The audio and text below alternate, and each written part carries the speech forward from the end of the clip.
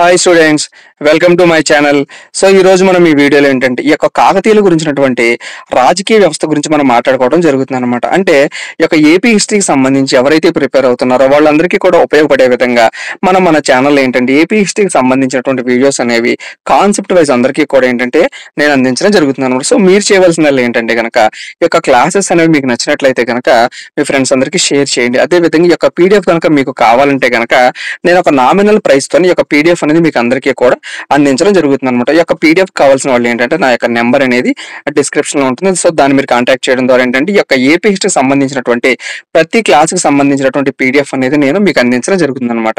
So ఈ విధంగా ఏంటంటే మీరు పీడిఎఫ్ అనేది డౌన్లోడ్ చేసుకుని ఈ యొక్క క్లాస్ కనుక విన్నట్లయితే కనుక మీకు ఏపీ హిస్టరీకి సంబంధించి మంచి మార్కులు రావడానికి అవకాశం ఉంటుంది అనమాట. సో ఇంకా మనం లేట్ చేయకుండా డీటెయిల్స్ లో వెళ్తే ప్రీవియస్ వీడియోలు ఏంటంటే మనం కాకతీయుల్లోనే గొప్ప రాజు అయినటువంటి గణపతి దేవుడి గురించినటువంటి సమాచారం మొత్తం కూడా ఏంటంటే మనం మాట్లాడుకోవడం జరిగింది అనమాట. అంటే ఈ యొక్క కాకతీయులను గొప్ప రాజు అయినటువంటి యొక్క గణపతి దేవుడు ఎవరైతే ఉన్నాడో ఇతను ఏంటంటే కనుక నెల్లూరులో జరిగినటువంటి యొక్క ముతుకూరు యుద్ధం ఏదైతే ఉందో ఈ యొక్క ముతుకూరు యుద్ధంలో ఏంటంటే పాండ్యుల యొక్క రాజు అయిన జటావర్మ సుందరపాండ్య ఎవరైతే ఉన్నాడో అతని చేతులు ఏంటంటే ఓడిపోవడం జరుగుతుంది అనమాట. సో ఈ విధంగా ఓడిపోయిన తర్వాత అతని తర్వాత రాజ్యానికి వచ్చింది ఎవరంటే కనుక అతని యొక్క కూతురు అయినటువంటి రుద్రమదేవి అనమాట. ఎందుకంటే గణపతి దేవుడికి ఏంటంటే పుత్ర సంతానం అనేది లేకపోవడం వల్ల తన కూతురు అయినటువంటి రాణి రుద్రమదేవి ఏంటంటే రాజ్యానికి రావడం జరుగుతుంది అనమాట. అంటే ఈ విధంగా 1262లోనే మనకి యొక్క ముత్తుకూరు యుద్ధం అనేది జరగడం జరుగుతుంది అనమాట. ఈ యొక్క 1262 నుంచి 1295 వరకు కూడా ఏంటంటే ఈ యొక్క రాణి రుద్రమదేవికి సంబంధించినటువంటి పరిపాలనా కాలం అనమాట.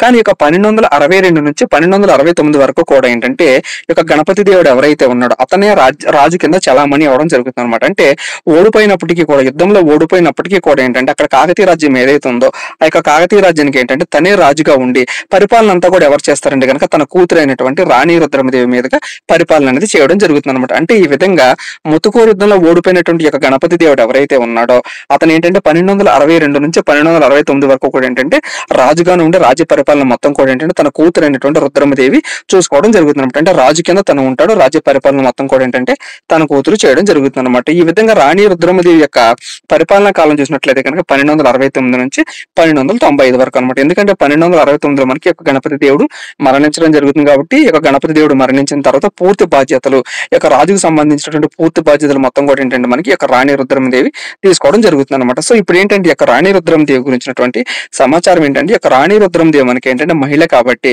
సో జనరల్ గా ఏంటంటే రాజ్యాన్ని అధిష్ఠించవలసింది ఎవరంటే కనుక రాజు ఎవరైతే ఉన్నాడో ఆ రాజు తర్వాత ఏంటంటే అతను కొడుకులు ఉన్నట్లయితే కనుక ఆ రాజు యొక్క కొడుకులు రాజ్యాన్ని అధిష్ఠించడం జరగాలన్నమాట. కానీ కాకపోతే ఏంటంటే ఈ యొక్క గణపతి దేవుడికి ఏంటంటే కొడుకులు లేకపోవడం వల్ల ఈ యొక్క కూతురు ఎవరైతే ఉందో ఈ యొక్క కూతురుని ఏంటంటే తను రుద్రదేవుడి కింద పరిచయం చేయడం జరుగుతుంది అనమాట. అంటే రుద్రమ దేవుడి కింద పరిచయం చేసి అంటే తనకు పుట్టింది మహిళ కాదు ఒక పురుషుడు జన్మించాడని చెప్పి అక్కడ ఉన్నటువంటి ప్రజలు ఎవరైతే ఉన్నారో వాళ్ళందరినీ కూడా నమ్మించి ఈ యొక్క రాణి రుద్రమదేవిని ఏంటంటే రుద్రమ దేవుడి కింద పరిచయం చేసి తను పెంచడం జరుగుతుంది అనమాట.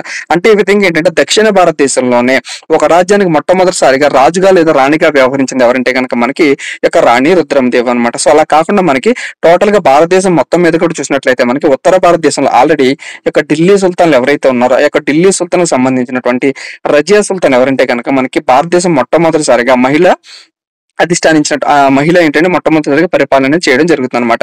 సో దక్షిణ భారతదేశంలో కనుక మనకి మొట్టమొదటిసారిగా ఒక మహిళ పరిపాలన చేసినటువంటి యొక్క కాకతీయ వంశం ఏదంటే కాకతీయ వంశ మహిళ ఎవరంటే కనుక మనకి రాణి రుద్రమదేవి అనమాట. సో ఈ యొక్క రాణి రుద్రమదేవి ఏంటంటే ఇప్పుడు రాజ్యానికి రావడం జరుగుతుంది. సో ఈవిడ ఇప్పుడు వచ్చినప్పుడు కనుక మనకి సంఘటనలు చూసినట్లయితే కనుక ఇక్కడ పర్టికులర్ గా ఏంటంటే మనకి 3 సంఘటనలు అనేవి జరగడం జరుగుతుంది అనమాట. అందులో ఫస్ట్ ఏంటంటే కనుక రాజుగా ఏంటంటే అబ్బాయిగా చలామణి అవడం జరుగుతుంది అనమాట. అంటే ఈ యొక్క గణపతి దేవుడు ఎవరైతే ఉన్నాడో ఈ యొక్క గణపతి దేవుడు ఏంటంటే ఇక్కడ ఉన్నటువంటి రుద్రమదేవిని ఏంటంటే అబ్బాయిగా పరిచయం చేయడం అనేది జరుగుతున్నాడు. సో ఆ విధంగా పరిచయం చేసినప్పుడు ఈవిడ ఎదుర్కొన్నటువంటి సమస్యలు ఏంటి, అదే విధంగా తర్వాత ఏంటంటే ఈవిడ ఎప్పుడైతే మహిళ కాదు అంటే పురుషుడు కాదు మహిళ అని తెలిసిపోతుందో ఆ రాజ్యంలో జరిగినటువంటి సంఘటనలు ఏమేమి ఉన్నాయి, అదే విధంగా అక్కడ ఉన్నటువంటి సామంతులు అనేవాళ్ళు ఏ విధంగా ఇక్కడ ఉన్నటువంటి రాజు మహిళ కాదు సరే పురుషుడు కాదు మహిళ అని తెలిసిపోయినప్పుడు ఇక్కడ ఉన్నటువంటి సామంతులు అనేవాళ్ళు ఏ విధంగా రియాక్ట్ అయ్యారు. సో వీటిలన్నిటి గురించి కూడా ఏంటంటే మనం రాజకీయ చరిత్రలో భాగంగా చదువుకోవాలంట. సో ఇప్పుడు ఏంటంటే కనుక ఈవిడ మనకి ఫస్ట్ ఏంటంటే కనుక గణపతి దేవుడు కూతుర్ని ఏంటంటే కొడుకు కింద పరిచయం చేయడం జరుగుతుంది అనమాట. సో ఇవన్నీ వివరాలు మనకి ఎలా తెలుస్తున్నాయి అంటే కనుక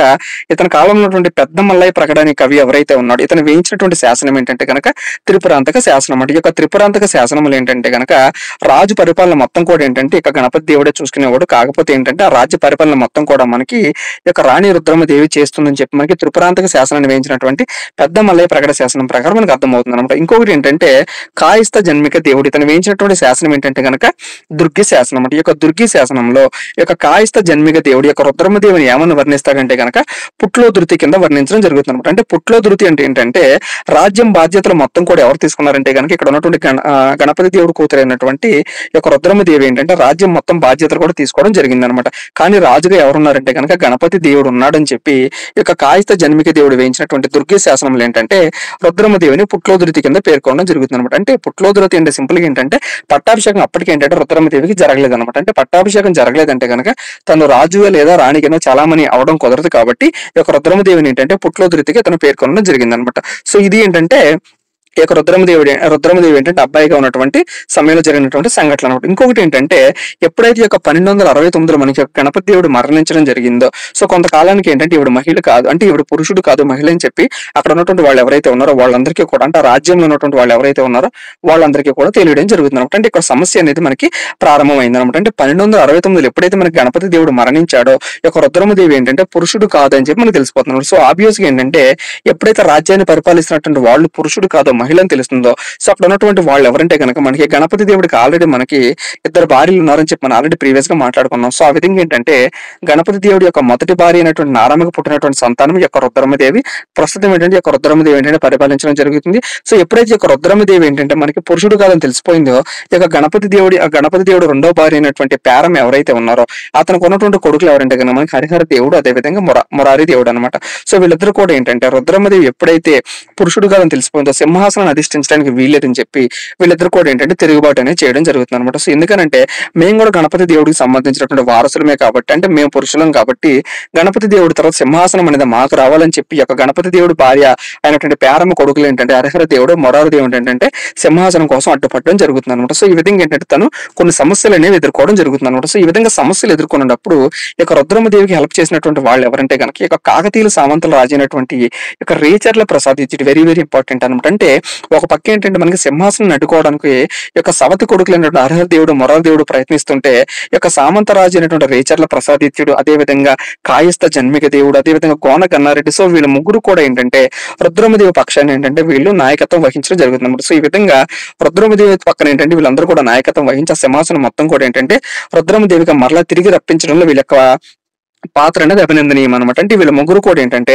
రుద్రమదేవి ఖచ్చితంగా అంత గొప్ప యోధురాలు ఆవిడ మహిళ అయినప్పటికీ కూడా రాజ్యాన్ని పరిపాలించినటువంటి లక్షణాలు అదేవిధంగా యుద్ధ పరిటమ ఇవన్నీ కూడా ఏంటంటే రుద్రమదేవికి ఉన్నాయని చెప్పి ఇక్కడ ఉన్నటువంటి ముగ్గురు రాజులు అందరూ కూడా ఏంటంటే సింహాసనం తిరిగి రుద్రమదేవికి ఇవ్వడం జరుగుతుంది అనమాట. సో ఈ విధంగా ఏంటంటే తన సామంత రాజు అయినటువంటి రేచర్ల ప్రసాద్ ఇచ్చాడు తన సింహాసనాన్ని మరలా రుద్రమదేవికి ఇచ్చాడని చెప్పి ఇతనికి ఉన్నటువంటి బిరుదు ఏంటంటే కనుక రాజ్య స్థాపనాచారి అంటే ఈ యొక్క కాకతీయ వంశం ఏదైతే ఉందో ఆ వంశాన్ని మరలా స్థాపించాడు కాబట్టి ఇతనికి వచ్చినటువంటి బిరుదు ఏంటంటే కనుక రాజ్య స్థాపనాచార్య అదే విధంగా రాయ పితామహంక అంటే ఈ విధంగా రేచర్ల ప్రసాద్ ఇచ్చుడికి రాజ్య స్థాపనాచార్య రాయ పితామహంక అనే బిరుదులు ఎందుకు వచ్చాయంటే కనుక రుద్రమదేవికి ఇతను సింహాసనం రావడానికి అంతగా కృషి చేశాడు కాబట్టి యొక్క సామంత రాజు అయినటువంటి రేచర్ల ప్రసాద్ ఇచ్చుడికి వచ్చినటువంటి బిరుదులు అనమాట. సో ఇవన్నీ మనకి ఎలా తెలుస్తున్నాయి అంటే కనుక వెలుగోటి వంశావళి ప్రకారం ఏంటంటే ఒక గ్రంథం ఉంటుంది అనమాట. ఆ గ్రంథం ప్రకారం ఏంటంటే ఇతనికి ఈ బిరుదులు వచ్చాయని చెప్పి మనకు తెలుస్తుంది అనమాట. సో ఇంకొకటి ఏంటంటే తన తండ్రి అయినటువంటి ఇక్కడ ఉన్నటువంటి గణపతి దేవుడు ఎవరైతే ఉన్నారో ఈ యొక్క గణపతి దేవుడు ఏంటంటే రుద్రమదేవికి ఒక బిరుదు అనేది ఇవ్వడం జరుగుతుంది అనమాట. ఆ బిరుదు ఏంటంటే కనుక రాయగజ కేసరి అంటే రుద్రమదేవికి తన తండ్రి అయినటువంటి యొక్క గణపతి దేవుడు రాయగజ కేసరి అనే బిరుదు వచ్చిందని చెప్పి మనకి ఎలా తెలుస్తుందంటే కనుక మల్కాపురం శాసనం ప్రకారం మనకి అర్థమవుతుంది. సో ఇప్పుడు ఏంటంటే సమస్యలని రుద్రమదేవి ఎదుర్కొంది సింహాసనాన్ని మరలా ఏంటంటే తన సామంతరాజు అయినటువంటి యొక్క రేచర్ల ప్రసాద్ ఎవరైతే ఉన్నారో అతని సహాయంతో ఏంటంటే రాజ్యానికి రావడం జరిగింది అన్నాడు. సో రాజ్యానికి వచ్చినప్పటికీ కూడా అంటే సింహాసనాన్ని పూర్తిగా అధిష్ఠించినప్పటికీ కూడా కింద ఉన్నటువంటి సామంతరాజులు ఎవరైతే ఉన్నారో వాళ్ళందరూ కూడా ఏంటంటే మరలా తిరుగుబాటు చేయడం జరుగుతుంది అనమాట. సో ఈ విధంగా ఏంటంటే మొట్టమొదటిసారి యొక్క రాణి రుద్రమదేవి సింహాసనాన్ని అధిష్ఠించిన తర్వాత వల్లూరు ప్రాంతం ఏదైతే ఉందో అంటే తెలంగాణలో ఉన్నటువంటి వల్లూరు ప్రాంతం ఏదైతే ఉందో ఆ యొక్క వల్లూరు ప్రాంతాన్ని పరిపాలిస్తున్నటువంటి అంబదేవుడు ఎవరంటే కనుక మనకి స్వతంత్ర కాయిస్థ వంశాన్ని ఏర్పాటు చేసుకోవడం జరుగుతుంది అనమాట. అంటే ఈ విధంగా సింహాసనాన్ని ఒక మహిళ అధిష్ఠించిందని ఎప్పుడైతే ఇతనికి తెలిసిందో, ఈ యొక్క అంబదేవుడు ఏం చేస్తాడు కనుక ఇంకా వాళ్ళ కింద మేము సామంతలుగా ఉండము, ఎందుకంటే సింహాసనం ఒక మహిళ అధిష్ఠించింది కాబట్టి నా యొక్క రాజ్యాన్ని ఏంటంటే నేను స్వతంత్రంగా స్థాపించుకుంటానని చెప్పి ఈ యొక్క తెలంగాణ ప్రాంతాన్ని పరిపాలిస్తున్నటువంటి అంబదేవుడు ఏం చేస్తాడంటే కనుక స్వతంత్రం అనేది ప్రకటించుకోవడం జరుగుతుంది అనమాట. సో ఈ విధంగా ఏంటంటే మొదటి శత్రువు మనకి ఈ యొక్క రుద్రమదేవికి ఎవరంటే కనుక వల్లూరు ప్రాంతాన్ని పరిపాలిస్తున్నటువంటి ఈ యొక్క అంబదేవుడు అనమాట. సో రెండవ శత్రువు ఎవరంటే కనుక మనకి కర్ణాటకను పరిపాలిస్తున్నటువంటి యొక్క మహాదేవుడు ఏంటంటే మనకి యాదవ రాజ్యం అని ఒక రాజ్యం ఉంటుందన్నమాట. కర్ణాటక సరిహద్దులో ఉన్నటువంటి యొక్క యాదవ రాజ్యాన్ని పరిపాలించినట్టు మహాదేవుడు ఎవరైతే ఉన్నారో ఈ యొక్క మహాదేవుడు ఏంటంటే ఈ యొక్క రుద్రమదేవికి శత్రువు కింద ఉండడం జరుగుతుంది అనమాట. అంటే ఈ విధంగా తన సింహాసనాన్ని ఎక్కిన తర్వాత ఏంటంటే మనకి మేజర్గా ఏంటంటే రెండు రకాల శత్రువులు ఉండడం జరుగుతుంది అనమాట. సో ఇప్పుడు ఏంటంటే ఈ యొక్క రుద్రమదేవి ఏం చేస్తుందంటే కనుక ఇక్కడ కర్ణాటక పరిపాలిస్తున్నటువంటి యాదవ రాజ్యానికి చెందినటువంటి మహాదేవుడు ఎవరైతే ఉన్నాడో ఆ మహాదేవుడిని ఏంటంటే తన ప్రాంతం ఏదైతే ఉందో ఆ ప్రాంతం వరకు కూడా అతన్ని ఓడించేసి అక్కడ వరకు కూడా ఏంటంటే అతను తరిమి కొట్టి అక్కడ ఏంటంటే ఇక కాకతీయ రాజ్యానికి సంబంధించిన విజయస్తంభం నాటిందని చెప్పి మనకు అర్థమవుతుంది. అంటే ఈ విధంగా మొదటి శత్రువు ఎవరైతే ఉన్నారో ఆ మొదటి శత్రువుని ఓడించేసింది అనమాట. ఈ యొక్క కర్ణాటక ప్రాంతాన్ని పరిపాలిస్తున్నటువంటి యాదవులు ఎవరైతే ఉన్నారో మహాదేవుడు ఎవరైతే ఉన్నారో ఆ మహాదేవుడిని కర్ణాటక వరకు కూడా ఏంటంటే తరిమి కొట్టి తన యొక్క విజయస్తంభాన్ని కర్ణాటకలో నాటింది అనమాట. సో ఇవన్నీ వివరాలు మనకి ఎలా తెలిసింది అంటే కనుక మనకి తర్వాత బయలుపడినటువంటి తెలంగాణలో మనకి కొన్ని బంగారు నాణాలు అనేవి బయలుపడినాయి అనమాట. ఆ బంగారు నాణాల మీద ఏంటంటే కొన్ని వరాహ చిహ్నాలు అనేవి ఈ యొక్క రాణి రుద్రమదేవి ముద్రించడం జరిగింది అనమాట. సో ఈ విధంగా ఏంటంటే తన మొదటి శత్రువు అయినటువంటి మహాదేవుడు ఎవరైతే ఉన్నాడో ఆ మహాదేవుని కూడా ఏంటంటే ఓడించేయడం జరిగింది అనమాట. ఎందుకని ఈవిడ వరాహ చిహ్నాన్ని ముద్రించడం జరిగిందంటే కనుక మొట్టమొదటిసారిగా మనం చూసినట్లయితే కనుక ఒక కాకతీయులు ఎవరైతే ఉన్నారో ఈ యొక్క కాకతీయులు అందరూ కూడా ఏంటంటే రాష్ట్రకూట్ల యొక్క సామంతుల కింద ఉన్నారనమాట. అంటే తొలి కాకతీయులు ఎవరైతే ఉన్నారో వాళ్ళందరూ కూడా రాష్ట్రకూట్ల సామంతులుగా ఉన్నారనమాట. సో ఈ విధంగా రాష్ట్రకూట్ల సామంతులుగా ఉన్నారు కాబట్టి వాళ్ళ యొక్క చిహ్నం ఏదైతే ఉందో ఆ చిహ్నాన్ని గరుడు చిహ్నాన్ని ఏంటంటే వాళ్ళు రాజముద్ర కింద చేసుకుని వాళ్ళ యొక్క పరిపాలన చేయడం జరిగింది అనమాట. కానీ ఈ యొక్క రాణి రుద్రమదేవి టైంకి ఏంటంటే వీళ్ళు పశ్చిమ చాళుక్యుల కింద వంశం కింద ఏంటంటే వీళ్ళు సామంతులుగా ఉన్నారు కాబట్టి ఈ యొక్క పశ్చిమ చాళుక్యుల యొక్క రాజలాంఛనం కనుక చూసినట్లయితే వరాహ ముద్ర అనమాట. ఈ యొక్క వరాహ ముద్రం ఏదైతే ఉందో ఈ యొక్క వరాహ ముద్రాన్ని ఇక్కడ ఉన్నటువంటి రాణి రుద్రమదేవి ఏంటంటే కొనసాగించి ఈ యొక్క యాదవ రాజు అయినటువంటి మహాదేవుని ఏంటంటే సంహరించి అక్కడ వరకు వెళ్ళి ఆ యొక్క విజయస్తంభాన్ని నాటి దానికి కానుకగా ఏంటంటే ఈ యొక్క వరాహ ముద్రతో కూడినటువంటి కొన్ని నాణాలన్నీ కూడా ఏంటంటే బయలుపడడం మనకి రీసెంట్ గా జరిగింది అనమాట.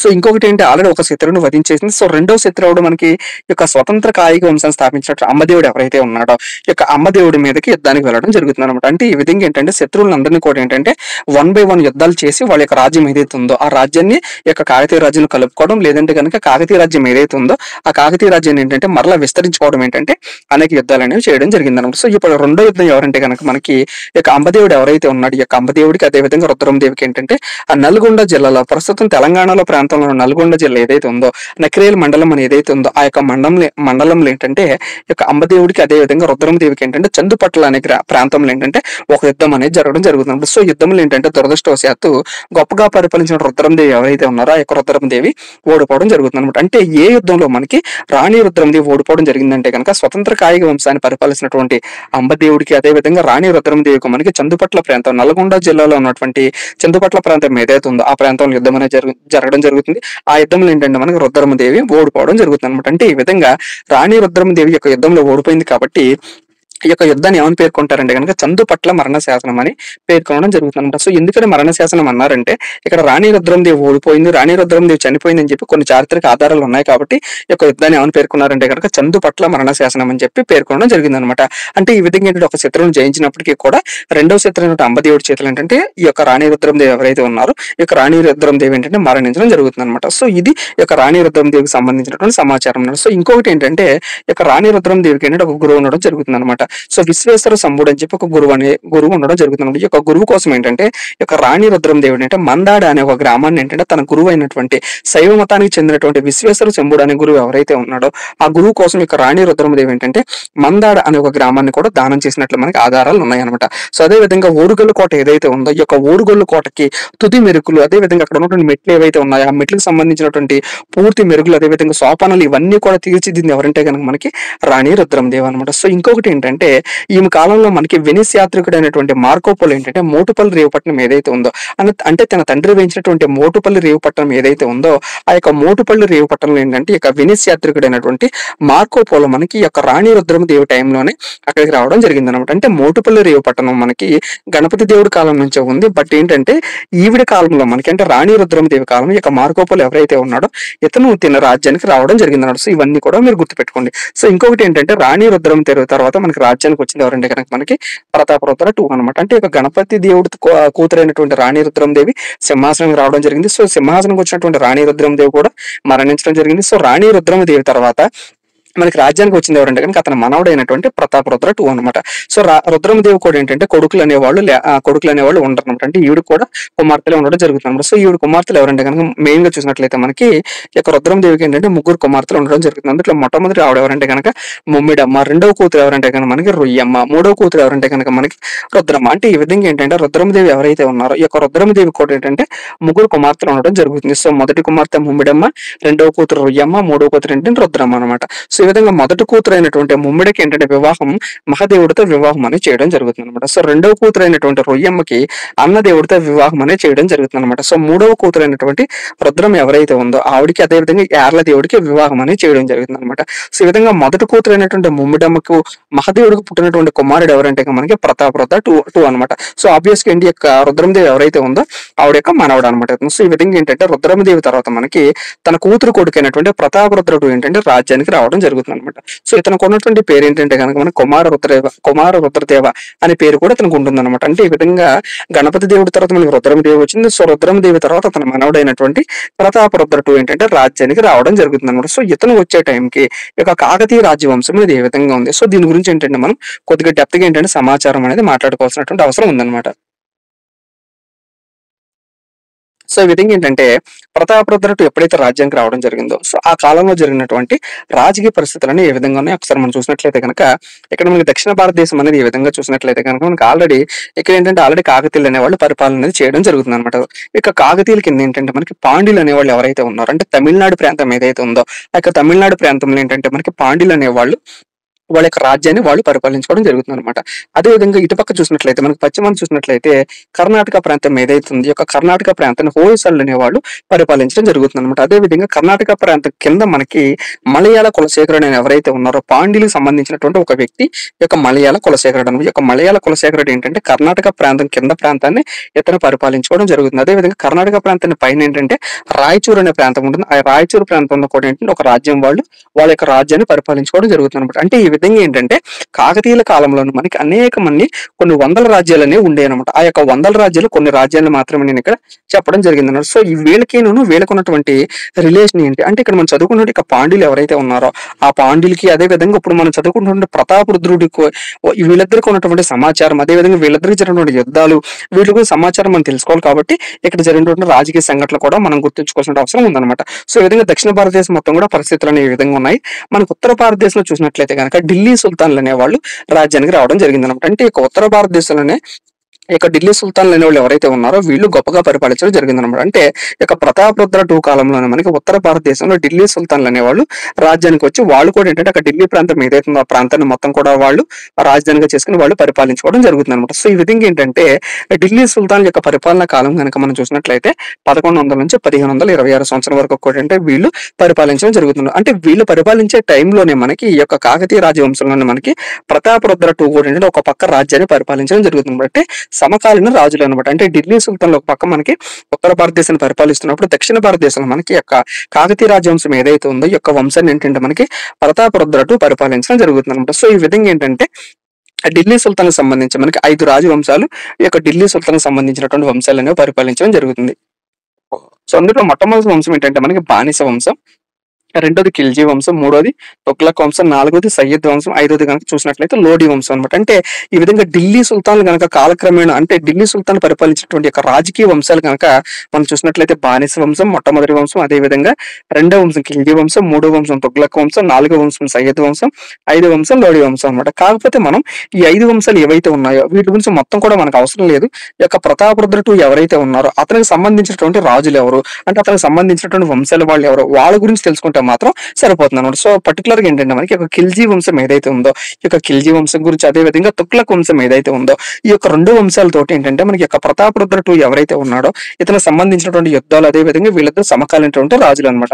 అంటే మనం ఏంటంటే ఇక్కడ ఢిల్లీ సుల్తాన్ సంబంధించి మనం ఖిల్జీ వంశస్థులతో పాటు ఏంటంటే తుగ్లక్ వంశస్థులు ఎవరైతే ఉన్నారో వీళ్ళిద్దరి గురించి మన సమాచారం చదువుకుంటే కనుక సరిపోతుంది అనమాట. సో మిగిలినటువంటి వంశాలు ఎవరైతే ఉన్నారో సయ్యద్ గానీ, అదేవిధంగా లోడీ వంశం కానీ, సో వీళ్ళ గురించి సమాచారం మనం చదువుకోవాల్సిన అవసరం లేదనమాట. సో ఫస్ట్ ఆఫ్ ఆల్ ఏంటంటే మనం ఖిల్జీ వంశానికి సంబంధించినటువంటి రాజులు ఎవరు అని చూసినట్లయితే కనుక అది జలాలుద్దీన్ ఖిల్జీ, అదేవిధంగా అలావుద్దీన్ ఖిల్జీ, అదేవిధంగా ముబారక్ ఖిల్జీ, అదేవిధంగా లాస్ట్ ఏంటంటే నాసిరుద్దీన్ ఖిల్జీ అనమాట. అంటే ఈ విధంగా ఖిల్జీ వంశస్థులేమో ఒక పక్క రాజ్యానికి రావడం జరిగింది. So at the same time ఏంటంటే మనకి కాకతీయ రాజు ఎవరంటే కనుక మనకి ప్రతాపరుద్ర II అనమాట. సో 1 by 1 మనం మాట్లాడుకుందాం. సో నెక్స్ట్ తుగ్లక్ వంశం ఎవరైతే ఉన్నారో ఈ యొక్క తుగ్లక్ వంశాన్ని పరిపాలించినటువంటి రాజులు ఎవరు, వీళ్ళతో సంబంధాలు కలిగినటువంటి రాజులు ఎవరంటే కనుక మనకి గియాసుద్దీన్ తుగ్లక్, అదేవిధంగా జునా ఖాన్ అనమాట. అంటే ఈ గియాసుద్దీన్ యొక్క కొడుకైనటువంటి జునా ఖాన్. సో ఇతనికి ఉన్నటువంటి మరొక పేరు ఏంటంటే కనుక మహమ్మద్ బిన్ తుగ్లక్ అనమాట. అంటే ఈ విధంగా మనకి యొక్క ప్రతాపరుద్రుడితో ఏంటంటే మనకి ఎక్కువగా సంబంధాలు, అంటే ఎక్కువగా యుద్ధాలు చేసినటువంటి రాజులు ఎవరంటే కనుక ఖిల్జీ వంశానికి చెందినటువంటి అలావుద్దీన్ ఖిల్జీ, అదేవిధంగా ముబారక్ ఖిల్జీ, అదేవిధంగా తుగ్లక్ వంశానికి చెందినటువంటి గియాసుద్దీన్ తుగ్లక్, అదేవిధంగా జునా ఖాన్ లేదా మహమ్మద్ బిన్ తుగ్లక్ అనమాట. సో ఈ విధంగా ఏంటంటే వీళ్ళ కాలంలో ఢిల్లీ సుల్తాన్లతో ఏంటంటే ఒక పోర్ అనేది ఉండడం జరుగుతుంది అనమాట. సో ఎందుకంటే కనుక ఇక గొప్ప వంశమైనటువంటి ఇక ఢిల్లీ సుల్తాన్ యొక్క కన్ను అనేది దక్షిణ భారతదేశం మీద పడుతుంది అనమాట. అంటే దక్షిణ భారతదేశంలోనే అతి గొప్ప రాజవంశమైనటువంటి కాకతీయ రాజవంశం ఏదైతే ఉందో ఆ రాజ్యాన్ని కూడా ఏంటంటే వాళ్ళు జయించేసి ఇక ఢిల్లీ సుల్తాన్ వంశం సామ్రాజ్యం ఏదైతే ఉందో ఆ సామ్రాజ్యం కలుపుకోవడానికి ఏంటంటే వాళ్ళందరూ కూడా ఏంటంటే దక్షిణ భారతదేశం మీదకి దండయాత్రకి రావడం జరుగుతుంది అనమాట. అంటే ఈ విధంగా మనకి మొట్టమొదటిసారిగా దక్షిణ భారతదేశానికి యుద్ధానికి వచ్చినటువంటి వ్యక్తి ఎవరంటే కనుక ఢిల్లీ సుల్తాన్ మనకి ప్రముఖంగా మనకి అలావుద్దీన్ ఖిల్జీ తర్వాత మనకి జునా ఖాన్ ఏంటంటే యుద్ధానికి రావడం జరుగుతుంది అనమాట. సో ఇక్కడ ఏంటంటే అలావుద్దీన్ ఖిల్జీ మెయిన్ గా యుద్ధానికి ఎందుకు వచ్చాడంటే దక్షిణ భారతదేశం మీదకి డబ్బు ఏదైతే ఉందో, అంటే ఇక్కడ దక్షిణ భారతదేశం రాజ్యాలు ఏవైతే ఉన్నాయో ఆ రాజ్యంలో డబ్బు ఏదైతే ఉందో ఆ మొత్తాన్ని కూడా దోచుకోవడానికి ఏంటంటే అలావుద్దీన్ ఖిల్జీ యుద్ధానికి రావడం జరుగుతుంది అనమాట. సో జునా ఖాన్ ఏంటంటే కనుక తన రాజ్యం ఏదైతే ఉందో, అంటే ఢిల్లీ సుల్తాన్ సంబంధించిన రాజ్యం ఏదైతే ఉందో ఆ రాజ్యాన్ని మొత్తం కూడా విస్తరించేసుకుని అంటే వ్యాపించుకోవడానికి ఆ రాజ్యం మొత్తాన్ని కూడా తన రాజ్యం కలుపుకోవడం ఏంటంటే ఇక్కడ ఉన్నటువంటి జునా ఖాన్ ఏంటంటే దక్షిణ భారతదేశం మీదకి యుద్ధానికి రావడం జరుగుతుంది అనమాట. సో ఈ విధంగా ఏంటంటే ఢిల్లీ సుల్తాన్ అదే విధంగా కాకతీయులు ఎవరైతే ఉన్నారో వీళ్ళిద్దరి మధ్య కూడా ఏంటంటే మనకి 8 యుద్ధాలు అనేవి జరగడం జరుగుతుంది. సో ఈ విధంగా 8 యుద్ధాలు జరిగాయి అని చెప్పి మనకి ఎలా తెలుస్తుందంటే కనుక ఆధారం ఏంటంటే కనుక దానికి విలాసపురం శాసనం, అదేవిధంగా కలువ చెరువు శాసనం, అదేవిధంగా ప్రతాపరుద్ర చరిత్ర, అదేవిధంగా సోమనాథ్ రచించినటువంటి గ్రంథాల ప్రకారం మనకి ఏంటంటే ఇక్కడ ఢిల్లీ సుల్తాన్ అదేవిధంగా కాకతీయులు ఎవరైతే ఉన్నారో వీళ్ళిద్దరి మధ్యలో మనకి ఏంటంటే 8 యుద్ధాలు జరిగాయని చెప్పి మనకి సమాచారం అనేది ఉందన్నమాట. సో ఇంకొకటి ఏంటంటే ఇక ఢిల్లీ సుల్తాన్లు ఎవరైతే ఉన్నారో ఆ యొక్క ఢిల్లీ సుల్తాన్ తర్వాత మనకి ఢిల్లీ చరిత్ర గ్రంథం ప్రకారం ఏంటంటే మనకి ఒక 5 యుద్ధాలు అనేవి జరగడం జరుగుతుంది అనమాట. అంటే అంతకు ముందు ఏంటంటే మనకి 8 యుద్ధాలు జరిగాయని చెప్పి మనకి విలాసపుర శాసనం, అదేవిధంగా కలవ చెరువు శాసనం, అదేవిధంగా ప్రతాపరుద్ర చరిత్ర, సోమనాథన్ గ్రంథాల ప్రకారం మనకు తెలిసినాయి. బట్ పర్టికులర్ గా ఢిల్లీ చరిత్ర గ్రంథం ప్రకారం మనకి యొక్క ఢిల్లీ చరిత్ర ఏదైతే ఉందో ఈ యొక్క ఢిల్లీ సుల్తాన్ పరిపాలించినటువంటి గ్రంథం ప్రకారం ఏంటంటే మనకి మేజర్ గా ఇక్కడ ఉన్న కాకతీయులకి అదేవిధంగా వీళ్ళకి ఏంటంటే మేజర్ గా మనకి ఒక 5 యుద్ధాలు జరిగాయని చెప్పి మనకు తెలిసింది. ఈ యొక్క 5 యుద్ధాల గురించి కూడా మనం మాట్లాడుకున్నట్లయితే కనుక ఈ యొక్క రాజకీయ చరిత్ర అనేది మనకి కంప్లీట్ అయిపోతుంది అనమాట. సో మనకి మొట్టమొదటిసారిగా ఈ యొక్క ఖిల్జీ వంశానికి చెందినటువంటి అలావుద్దీన్ ఖిల్జీ ఎవరైతే ఉన్నారో 1303 సంవత్సరంలో ఏంటంటే ఈ యొక్క ప్రతాపరుద్రుడు ఏంటంటే ఒక పక్క మన కాకతీయ రాజ్యాన్ని పరిపాలిస్తున్నాడు. అదే టైంలో మనకి ఇక్కడ ఢిల్లీ సుల్తాన్ లో ఖిల్జీ వంశానికి చెందినటువంటి అలావుద్దీన్ ఖిల్జీ ఏంటంటే యుద్ధానికి రావడం జరుగుతుంది. అంటే తన సేనానైనటువంటి మాలిక్ ఫక్రుద్దీన్ ఎవరైతే ఉన్నాడు ఈ యొక్క మాలిక్ ఫక్రుద్దీన్ ఏంటంటే ఈ యొక్క ప్రతాపరుద్రుడు మీద యుద్ధానికి పంపించడం జరుగుతుంది. సో వీళ్ళిద్దరికి అంటే అలావుద్దీన్ ఖిల్జీ సేనానైనటువంటి మాలిక్ ఫక్రుద్దీన్ కి అదే విధంగా ప్రతాపరుద్ర IIకి ఏంటంటే మనకి కరీంనగర్ ప్రాంతంలోని ఉప్పరవల్ అనే ప్రాంతంలో ఏంటంటే యుద్ధం అనేది జరగడం జరుగుతుంది. సో యుద్ధంలో ఏంటంటే ప్రతాపరుద్ర II ఏంటంటే గెలుపొందడం జరుగుతుంది అనమాట. అంటే ఇక ఢిల్లీ సుల్తాన్ల సేనానైనటువంటి మాలిక్ ఫక్రుద్దీన్ ఏంటంటే ఓడించేయడం జరుగుతుంది అనమాట. సో రెండోసారి ఏం చేస్తాడంటే కానీ ఈ విధంగా ఏంటంటే మొట్టమొదటిసారిగా ప్రతాపరుద్ర II ఏంటంటే ఆ యుద్ధంలో గెలవడం జరుగుతుంది అనమాట. సో రెండోసారి ఏం చేస్తారంటే ఇక అలావుద్దీన్ ఖిల్జీ తన సేనానైనటువంటి మాలిక్ గఫూర్ ఎవరైతే ఉన్నాడు ఈ యొక్క మాలిక్ గఫూర్ ఏంటంటే రెండోసారి ఇక కాకతీయ రాజవంశానికి చెందినటువంటి ప్రతాపరుద్రుడు ఎవరైతే ఉన్నారో అతని మీదకి మరలా యుద్ధానికి పంపించడం జరుగుతుంది అనమాట. సో ఈ విధంగా యుద్ధానికి వచ్చినప్పుడు ఏం జరుగుతుందంటే అలావుద్దీన్ ఖిల్జీ గెలవడం జరుగుతుంది అనమాట. అంటే మొదటి యుద్ధంలోనే మనకి ప్రతాపరుద్ర II గెలవడం జరుగుతుంది. సో రెండవ యుద్ధంలో ఏంటంటే మనకి యొక్క ప్రతాపరుద్ర II ఏంటంటే ఓడిపోవడం జరుగుతుంది అనమాట. సో ఈ విధంగా ఎప్పుడైతే ఢిల్లీ వంశానికి చెందినటువంటి యొక్క ఖిల్జీ వంశానికి చెందినటువంటి అలావుద్దీన్ సేన అయినటువంటి యొక్క మాలిక్ గఫూర్ ఎప్పుడైతే ఈ యొక్క ప్రతాపరుద్రుని ఓడించేసాడో ఇతను ఏంటంటే కనుక అతని సామంతుల కింద మారిపోయాడు అనమాట. అంటే ఇంత గొప్పగా పరిపాలించినటువంటి యొక్క కాకతీయ వంశం ఏదైతే ఉందో ఈ యొక్క కాకతీయ వంశం మొత్తం కూడా ఏంటంటే ఢిల్లీ వంశస్థులు ఎవరైతే ఉన్నారో ఢిల్లీ సుల్తాన్లు ఎవరైతే ఉన్నారో వాళ్ళ యొక్క సామంతుల కింద మారిపోయారు అనమాట. సో ఇవన్నీ మనకి ఎలా తెలుస్తుందంటే కనుక అమీర్ ఖుస్రో అనే ఒక వ్యక్తి ఏంటంటే ఒక గ్రంథం అనేది రాయడం జరుగుతుందన్నమాట. ఈ యొక్క గ్రంథం ప్రకారం ఏంటంటే గనక సో ఈ విధంగా ఎప్పుడైతే ఇతను సామంతుడి కింద మారిపోయాడో కాకతీయ రాజవంశంలో ఉన్నటువంటి సంపద మొత్తం ఏదైతే ఉందో అది గొప్ప సంపద మొత్తం కూడా ఏంటంటే అతనికి కప్పాని కట్టినట్టు తెలిసిందనమాట. అంటే కాకతీయ రాజవంశంలో ఉన్నటువంటి సంపద మొత్తం కూడా ఏంటంటే ఇతను ఓడిపోయాడు కాబట్టి ఈ యొక్క రాజ్యంలో ఉన్నటువంటి డబ్బు కానీ బంగారం కానీ సో ఇవన్నీ కూడా ఏంటంటే మనకి అల్లావుద్దీన్ ఖిల్జీకి ఇతను సమర్పించేశాడని చెప్పి ఈ యొక్క అమీర్ ఖస్రూ ప్రకారం మనకి అర్థమవుతుంది అనమాట. సో ఇంకొకటి ఏంటంటే తన సామంతుడి కింద మారిపోయాడు కాబట్టి ఈ యొక్క ఢిల్లీ సుల్తాన్లు అనేవాళ్ళు ఏదైతే చెప్తున్నారో అదంతా కూడా ఏంటంటే మనకి యొక్క ప్రతాపరుద్రుడు చేయవలసి ఉంటుంది అనమాట. సో ఒక పక్క ఆల్రెడీ మనం చూసాం మనకి దక్షిణ భారతదేశంలో మనకి యొక్క పాండ్యులు ఎవరైతే ఉన్నారో వాళ్ళు ఆల్రెడీ పరిపాలన చేస్తున్నారని చెప్పి మనం ఆల్రెడీ చూసాం కదా. సో ఇప్పుడు ఏంటంటే కనుక ఒక పక్క మనకి పాండ్యులు అనే వాళ్ళు ఏంటంటే సుందరపాణి అదే విధంగా వీరపాండి అనే వాళ్ళు ఏంటంటే రాజ్యం కోసం కొట్టుకోవడం జరుగుతుంది అనమాట. సో ఒకసారి మనం కనుక ఈ యొక్క పిక్చర్ చూసినట్లయితే కనుక ఆల్రెడీ మనం స్టార్టింగ్ లోనే మాట్లాడుకున్నాం. సో ఏంటి ఇక్కడ కాకతీయులు అనే వాళ్ళు పరిపాలిస్తున్నప్పుడు మనకి ఇక్కడ పాండ్యులు అనే వాళ్ళు ఎవరైతే ఉన్నారో వీళ్ళు వాళ్ళ యొక్క రాజ్యాన్ని పరిపాలించుకోవడం జరుగుతున్నప్పుడు అంటే కులశేఖర పాండ్య తర్వాత మనకి రాజ్యానికి రావడానికి తన కొడుకులైనటువంటి వీరపాండ్యకి అదే విధంగా సుందరపాండ్య ఎవరైతే ఉన్నారో వీళ్ళిద్దరికి ఏంటంటే సింహాసనం కోసం గొడవలు జరుగుతున్నాయి అనమాట. సో ఈ విధంగా ఏంటంటే సింహాసనం కోసం గొడవలు జరుగుతున్నప్పుడు ఇక్కడ ఉన్నటువంటి ప్రతాపరుద్రుడు ఎవరైతే ఉన్నాడో ఇతను ఏంటంటే ఆల్రెడీ ఓడిపోయాడు కాబట్టి ఇతను ఏంటంటే సామంతరాజు కింద మారిపోయాడు. సో ఈ విధంగా సామంతరాజు కింద మారిపోయినప్పుడు పాండ్యులు ఎవరైతే ఉన్నారో వాళ్ళిద్దరు కూడా ఏంటంటే సింహాసనం కోసం కొట్టుకోవడం జరుగుతుంది అనమాట.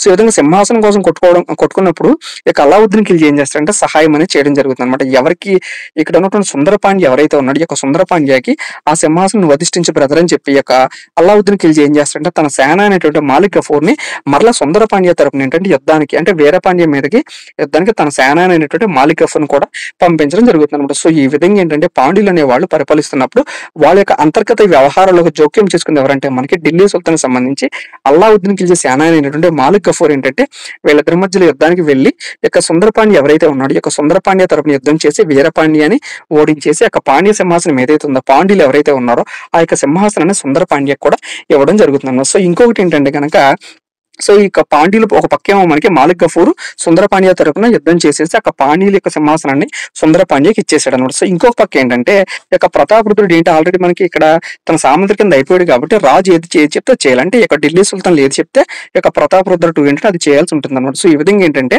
దేవర నాయకుడు అదేవిధంగా ప్రతాపరుద్రుడు ఎవరైతే ఉన్నారో వీళ్ళిద్దరు కూడా ఏంటంటే కర్ణాటక ప్రాంతాన్ని పరిపాలిస్తున్నటువంటి హోయసాలు ఎవరైతే ఉన్నారో వాళ్ళిద్దరిని కూడా ఓడించేసి వాళ్ళ యొక్క రాజ్యంలో ఏంటంటే ఇక ఢిల్లీ సుల్తాన్ యొక్క రాజ్యంలో కూడా ఏంటంటే వీళ్ళు కలపడం జరిగింది అనమాట.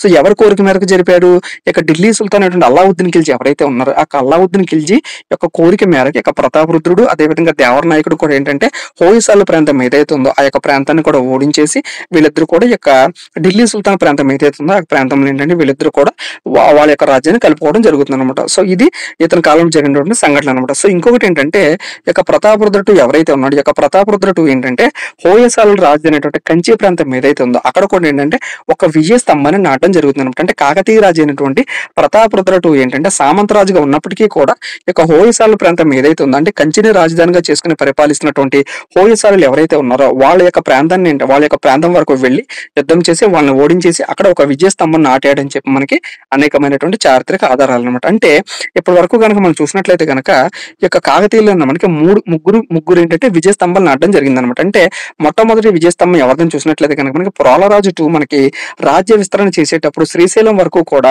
అంటే పానగలు ప్రాంతం వరకు కూడా అతను ఒక రాజ్య విస్తరణ చేసి అక్కడ ఒక విజయస్తంభాన్ని నాటాడని చెప్పి మనకి ప్రోలరాజు 2 టైంలో మనం ఆల్రెడీ చదువుకున్నాం. సో రెండవ యొక్క విజయస్తంభం ఏంటంటే కనుక ఈ యొక్క రుద్రమదేవి ఎవరైతే ఉందో యొక్క రుద్రమదేవి ఏంటంటే యాదవ రాజు అయినటువంటి యొక్క మహదేవుడు ఎవరైతే ఉన్నాడో యొక్క మహదేవుని ఓడించేసి ఆ యొక్క ప్రాంతంలో కూడా ఏంటంటే కర్ణాటక ప్రాంతంలో కూడా ఒక విజయస్తంభం అంటే రెండవ విజయస్తంభాన్ని మనకి రుద్రమదేవి నాటింది. సో మూడవ విజయస్తంభాన్ని మనకి యొక్క హోయసాల ప్రాంతం ఏదైతే ఉందో కంచెని రాజధానిగా చేసిన పరిపాలిస్తున్నట్టు యొక్క ప్రాంతంలో ఏంటంటే ఈ యొక్క ప్రతాపరుద్రుడు ఏంటంటే ఒక విజయ స్తంభాన్ని నాటడం జరిగింది అనమాట. అంటే ఈ యొక్క 3 విజయ స్తంభాల గురించి ఖచ్చితంగా గ్రూప్ 2 మెయిన్స్ ఎగ్జామ్ మనకి క్వశ్చన్ అనేది రావడానికి అవకాశం ఉంది కాబట్టి వీటి గురించినటువంటి సమాచారం అంతా కూడా ఏంటంటే నేను ఒకే PDF లో మీకు అందించడం జరిగింది అనమాట. సో ఈ విధంగా ఏంటంటే ఇక ప్రతాపరుద్ర ఏంటంటే హోయసాలను ఓడించేశాడు. సో తర్వాత మలయాళ కులశేఖర్ ఎవరైతే ఉన్నాడో అంటే ఈ యొక్క మలయాళ కులశేఖర్ని కూడా ఓడించేశాడు. తర్వాత పైన రాయచూరు ప్రాంతం ఏదైతే ఉందో ఆ యొక్క రాయచూరు ప్రాంతాన్ని కూడా ఓడించేసి అక్కడ ఒక రాయగూడ కోటను కూడా ఇక్కడ నుండి ప్రతాపరుద్ర ఏంటంటే కట్టడం జరిగింది అనమాట. అంటే ఈ విధంగా సామంతరాజుగా ఉన్నప్పటికీ కూడా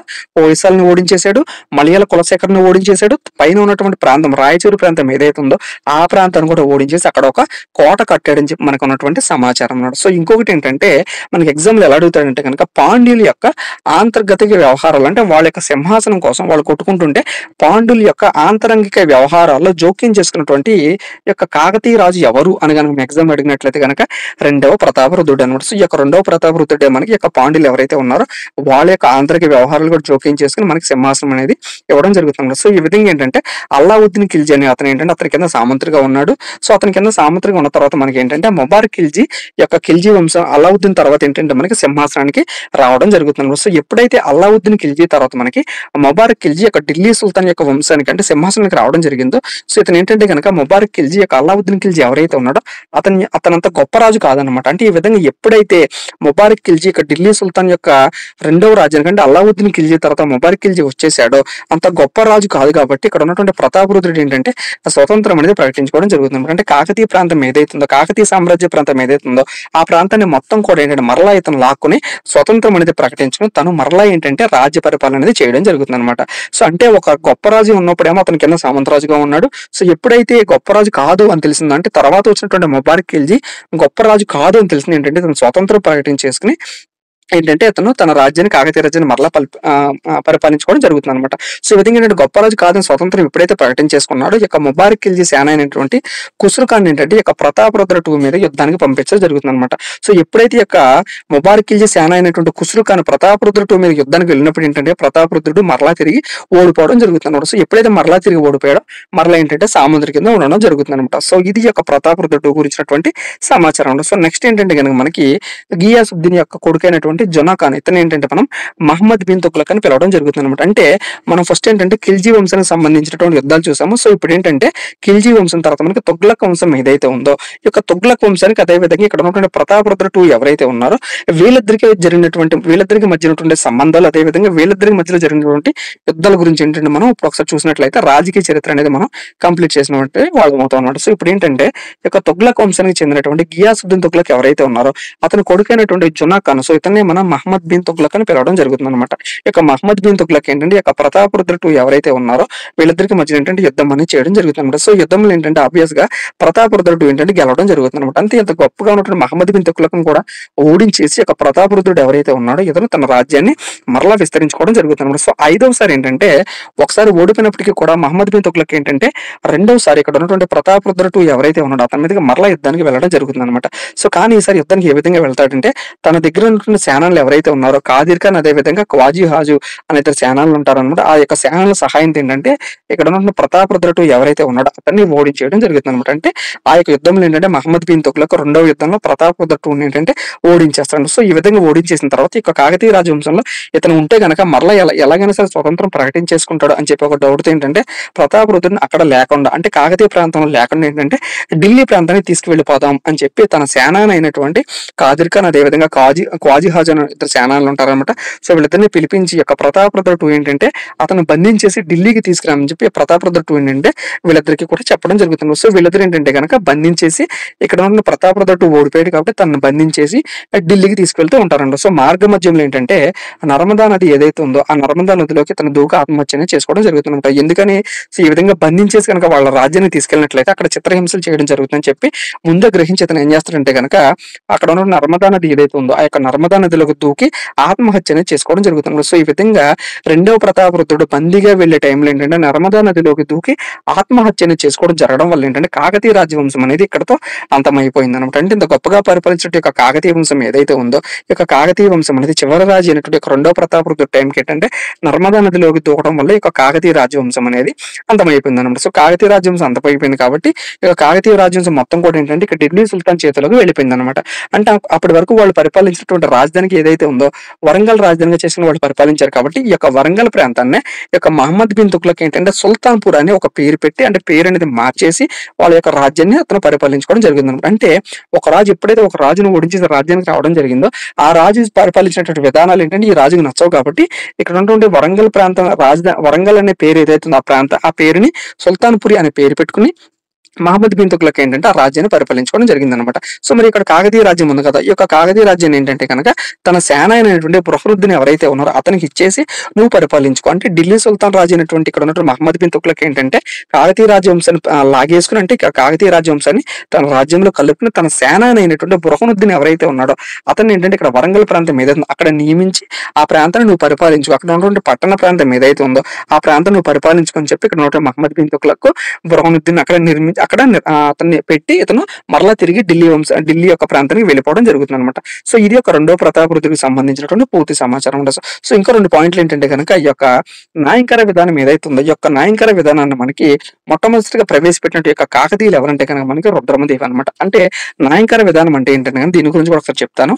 అంటే ఒక నాయంకర విధానాన్ని ప్రవేశపెట్టినటువంటి రుద్రమదేవి ఎవరైతే ఉన్నారో ఈ యొక్క రుద్రమదేవి తర్వాత మనకి యొక్క ప్రతాపరుద్రుడు టూ ఏంటంటే కనుక ఈ యొక్క నాయంకర విధానాన్ని పటిష్టం అనేది చేయడం జరుగుతుంది. అసలు ఈ యొక్క నాయంకర విధానం అంటే ఏంటంటే కనుక వాళ్ళకి ఆల్రెడీ ఈ యొక్క కాకతీయులు ఎవరైతే ఉన్నారో వాళ్ళ కింద అనేకమైనటువంటి సామంత రాజ్యాలు ఉండేవి. ఆ యొక్క సామంత రాజ్యాలు ఏంటంటే కొంతమంది సామంత రాజులు పరిపాలించడం జరిగేది అనమాట. ఈ విధంగా సామంత రాజులు పరిపాలిస్తున్నప్పటికీ కూడా ఏంటంటే ఈ యొక్క రాజ్యం ఏదైతే ఉందో సామంత రాజ్యం ఏదైతే ఉందో ఆ రాజ్యంలో ఉన్నటువంటి సైనిక పరమైన అంశాలు, అదేవిధంగా ఆర్థిక పరమైనటువంటి అంశాలు, అదేవిధంగా న్యాయపరమైనటువంటి విషయాలు ఇవన్నీ కూడా ఎవరు చూసుకునే వాళ్ళు అంటే కనుక ఇక్కడ ఉన్నటువంటి రాజు కొంతమందిని నియమించేవాడు అనమాట. అంటే నాయంకర్లు కింద నియమించి సామంత రాజవంశాలు ఏవైతే ఉన్నాయో ఆ యొక్క సామంత రాజవంశాల్లోకి యొక్క నాయంకర్లు అనేవాళ్ళు నియమించి ఆ రాజ్యంలో జరిగినటువంటి సైనిక విషయాలు కానీ, ఆర్థిక విషయాలు కానీ, న్యాయ విషయాలు కానీ ఇవన్నీ కూడా ఏంటంటే రాజుకు చేరవేసినటువంటి బాధ్యత ఎవరిదంటే కనుక నాయంకరుల యొక్క బాధ్యత అనమాట.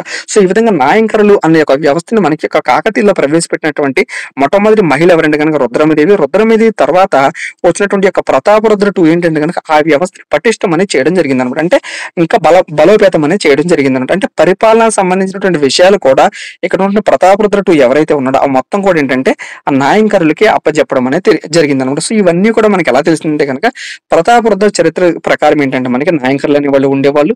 ఈ యొక్క నాయంకర్లు మనకి ప్రతాపరుద్ర టూ నిర్మించేవాడు. సైనిక అదేవిధంగా ఆర్థిక అదేవిధంగా న్యాయ విషయాలతో పాటు పరిపాలనకు సంబంధించినటువంటి విషయాలు మొత్తం కూడా ఏంటంటే ఈ యొక్క నాయంకరులే నిర్వహించేవారు అని చెప్పి మనకి ఎలా తెలిసిందంటే కనుక ప్రతాపరుద్ర చరిత్ర ప్రకారం మనకి తెలిసింది అనమాట. సో ఇంకొకటి ఏంటంటే కాకతీయ రాజవంశం ఏదైతే ఉందో ఈ యొక్క వంశం అనేది అంతమొందడానికి అంటే ఈ యొక్క కాకతీయ రాజవంశం అనేది బలహీనపడ్డానికి ఇంకో కారణం ఏంటంటే కనుక ఈ యొక్క నాయంకర్లు ఎవరైతే ఉన్నారో వీళ్ళందరూ కూడా ఏంటంటే మోస్ట్ ఆఫ్ ది కేసెస్ లో ఒకే కులానికి చెందినటువంటి వాళ్ళని ఇక ప్రతాపరుద్ర టూ ఏంటంటే నియమించుకోవడం జరిగింది అనమాట. సో వాళ్ళు ఎవరంటే రెడ్డి కులానికి అదేవిధంగా వెలమలు ఎవరైతే ఉన్నారో ఈ యొక్క వెలమ కులానికి చెందినటువంటి వాళ్ళని ఇతను పూర్తిగా నియమించుకున్నాడు. కాబట్టి మిగిలినటువంటి కులాల వాళ్ళు ఎవరైతే ఉన్నారో వాళ్ళ యొక్క అంటే మిగిలినటువంటి కులాలు ఎవరైతే ఉన్నారో వాళ్ళు ఏంటంటే తిరుగుబాటు చేయడం జరిగింది అనమాట. అంటే ఈ విధంగా కాకతీయ రాజవంశం యొక్క అంతమొందడానికి ఒక కారణం ఏంటంటే కనుక ఇతను ఒకే కులానికి చెందినటువంటి వాళ్ళందరినీ కూడా ఏంటంటే నాయంకర్ల కింద ఎప్పుడైతే పెట్టారో మిగిలినటువంటి కులాల వాళ్ళు ఏంటంటే ఇక కాకతీయ రాజవంశంలోనే విభేదాలు అనేవి స్టార్ట్ అయినాయి అనమాట. సో ఇంకొకటి ఏంటంటే నాయంకర్లు అనేవాళ్ళు ఆ టైంలో మనకి ఎంతమంది ఉండేవాళ్ళు అంటే కనుక 77 మంది ఉన్నట్టు మనకి ప్రతాపరుద్ర చరిత్ర ప్రకారం మనకి ఆధారాలు అనేవి ఉన్నాయన్నమాట.